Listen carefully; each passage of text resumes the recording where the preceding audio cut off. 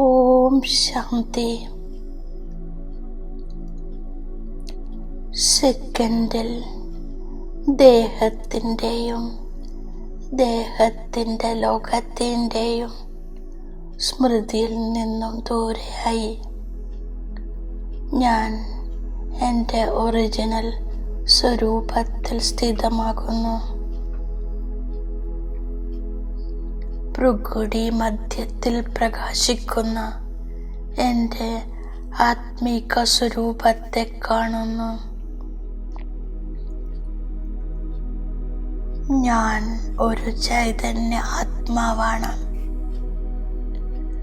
വിശ്വരക്ഷകനായ പരമാത്മാവിൻ്റെ ശ്രേഷ്ഠ രചനയാണ്. ബാബയുടെ കർത്തവ്യം തന്നെയാണ് എൻ്റേതും. ഞാൻ ബാബ് സമാനം മാസ്റ്റർ വിശ്വസേവാധാരിയാണ്.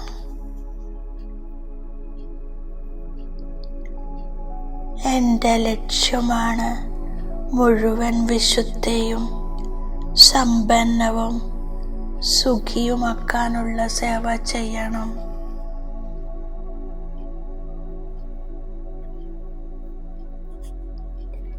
ജ്ഞാനധനത്താലും സർവശക്തികളാലും ഗുണങ്ങളാലും ഞാൻ സമ്പന്നമാവുകയാണ്. ഞാൻ ആത്മാ ദിവ്യ ഗുണങ്ങളുടെയും ദിവ്യശക്തികളുടെയും പുഞ്ചമാണ്. ഞാൻ ദിവ്യ ദർശനീയ മൂലതാത്മാവാണ്. സ്വയം ഭഗവാൻ എന്നെ ദിവ്യ ഗുണങ്ങളാലും ശക്തികളാലും അലങ്കരിക്കുന്നു. എൻ്റെ മസ്തകത്തിൽ ആത്മസ്മൃതിയുടെ തിലകമാണ്. കഴുത്തിൽ ദൈവിക ഗുണങ്ങളുടെ മാലയണിഞ്ഞിരിക്കുന്നു. ഞാൻ സമ്പൂർണ്ണ പവിത്രമാണ്. സർവഗുണസമ്പന്നമാണ്. എൻ്റെ ശിരസിൽ പവിത്രതയുടെ കിരീടമണിഞ്ഞിരിക്കുന്നു. ഹർഷിത മുഖവും ആത്മീയ മന്ദസ്മിതവും എന്നെ അലൗകികമാക്കുന്നു. എൻ്റെ കൈകളിൽ ഈശ്വരീയ മര്യാദകളുടെ കങ്കണമുണ്ട്. ഓരോ ചുവടിലും പദം ഗുണസമ്പാദ്യമാണ്. ഞാൻ ദർശനീയ മൂർത്തി ആത്മാവാണ്. സാക്ഷാത്കാരമൂർത്തിയാണ്. ഞാൻ ദർശനീയ മൂരത്ത് ഫരിസ്തയായി നടക്കുകയും കറങ്ങുകയും ചെയ്തുകൊണ്ടിരിക്കുന്നു. ഏത് ആത്മാവ് സന്മുഖത്തിൽ വന്നാലും സെക്കൻഡിൽ ശരീരബോധം മറന്ന് ദുഃഖം, അശാന്തി, പരവശത എല്ലാം മറക്കുന്നു.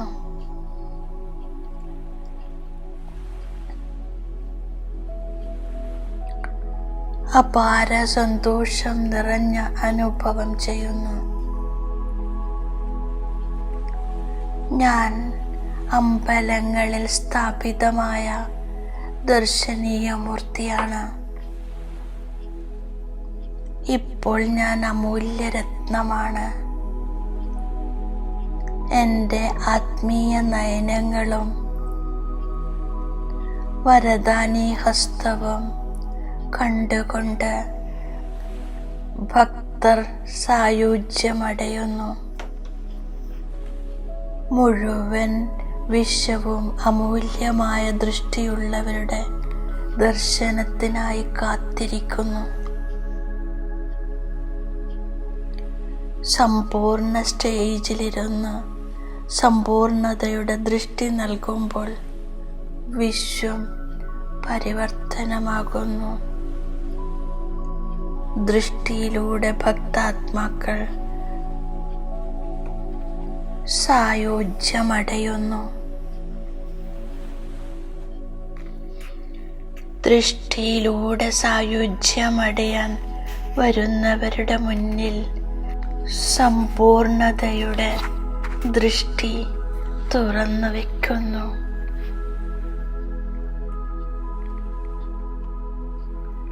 കണ്ണുകളിടാതെയും അലസതയുള്ള സങ്കല്പങ്ങളെ ഇല്ലാതാക്കുകയും ചെയ്ത് ദർശനം നൽകാൻ ഞാൻ യോഗ്യനായി മാറുന്നു.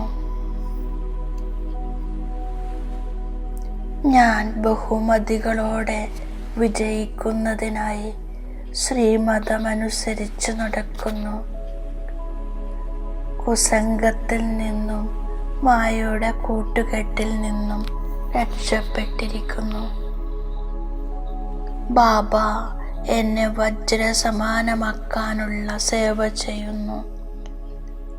ഞാനും എൻ്റെ മധുരമായ സഹോദരങ്ങളെ വജ്രസമാനമാക്കുന്നതിനുള്ള സേവ ചെയ്യുന്നു. ഞാൻ കേവലം ബാബയെ ഓർമ്മിച്ച് വജ്രസമാനമാകുന്നു. സത്യമായ സമ്പാദ്യം ചെയ്യുന്നു. മറ്റുള്ളവർക്ക് നേടിക്കൊടുക്കുന്നു. ഞാൻ മനസ്സിലാക്കുന്നു, ഞാൻ ഈ ലോകത്തിൽ നിന്നും ദൂരെ എൻ്റെ സ്വീറ്റ് സൈലൻസ് ഹോമിലേക്ക് പോയിക്കൊണ്ടിരിക്കുന്നു. അതിനുള്ള യുക്തിയാണ് മന്മനാഭവ. ബാബയെ ഓർമ്മിക്കൂ. ഡ്രാമ അനുസരിച്ച് കൽപ്പകൽപ്പം മുമ്പത്തേതുപോലെ ബാബ വന്ന് എന്നെ പഠിപ്പിക്കുന്നു. ഞാൻ സത്യമായ സായുജ്യം നേടുന്നു. ആരിൽ നിന്നും കടം വാങ്ങുന്നതിന് അനുവാദമില്ല. ബാബ പറയുന്നു, കുട്ടികളെ, ഈ അന്തിമ ജന്മം പവിത്രമായിരിക്കൂ. ഇപ്പോൾ അന്തിമ സമയത്ത് സർവരുടെയും കണക്കുകൾ തീർക്കണം. വിജയിയാകുന്നവരുടെ 8 പേരുടെ മാല തയ്യാറാക്കപ്പെടുന്നു. അവർ തന്നെയാണ് നമ്പർ 1 വരുന്നത്, കർമാതീത അവസ്ഥ പ്രാപിക്കുന്നത്. ശിക്ഷയും ഉണ്ടാവില്ല. അതിനുശേഷം 108 പേരുടെ മാല തയ്യാറാകുന്നു. ഇത് അനാദിയായി നിർമ്മിച്ചിരിക്കുന്ന നാടകമാണ്. നല്ല കൂട്ടുകെട്ട് ഉയർത്തുന്നു, മോശമായ കൂട്ടുകെട്ട് താഴ്ചയുണ്ടാക്കുന്നു. മുഴുവൻ ആധാരം പഠിത്തമാണ്. സ്വദർശന ചക്രധാരിയാകുക. എന്നാൽ 84 ജന്മങ്ങളുടെ ആദി മധ്യ അന്ത്യത്തെക്കുറിച്ച് മനസ്സിലാക്കും. ഞാൻ സദാ സുഖിയായി മാറുന്നു. അവിടെ അകാല മരണമില്ല. ഞാൻ ശരീര നിർവഹണത്തിനായി എൻ്റെ ജോലി ട്രസ്റ്റിയാണെന്ന് മനസ്സിലാക്കി ചെയ്യുന്നു. ബാബയെ ഓർമ്മിച്ച് പാപമില്ലാതാക്കുന്നു. ബാബയുടെ ഓർമ്മയിൽ ശരീരം ഉപേക്ഷിക്കണം. ഞാൻ പഠിപ്പിൽ വീഴ്ച വരുത്തില്ല.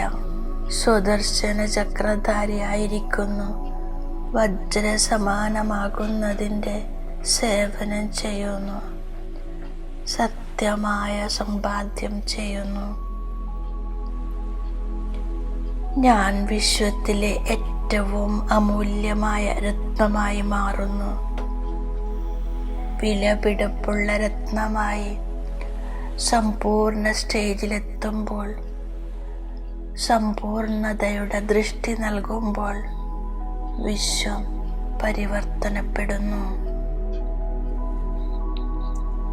ദൃഷ്ടിയിലൂടെ ആത്മാക്കൾ സായുജ്യമടയുന്നു.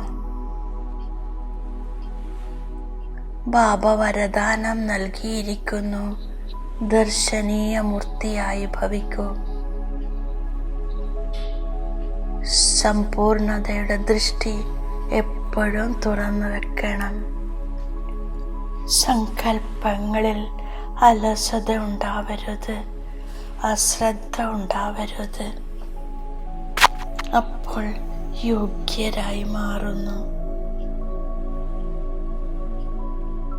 നിർമ്മല സ്വഭാവം വിനയത്തിൻ്റെ അടയാളമാണ്. നിർമ്മലമായി മാറുന്നവർക്ക് സഫലത ലഭിക്കുന്നു. ഓം ശാന്തി.